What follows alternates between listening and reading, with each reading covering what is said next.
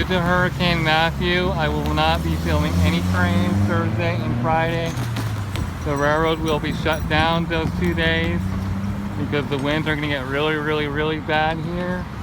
Up to 80 plus miles an hour, even 100 at times. So there will be no trains Thursday and Friday. So my YouTube channel will pretty much be dead for those 2 days. So I won't be getting any trains for at least 2 days. So all thanks to Hurricane Matthew. And hopefully I'll stay safe and the railroad can reopen Saturday and we can get back to business. But until then, no trains.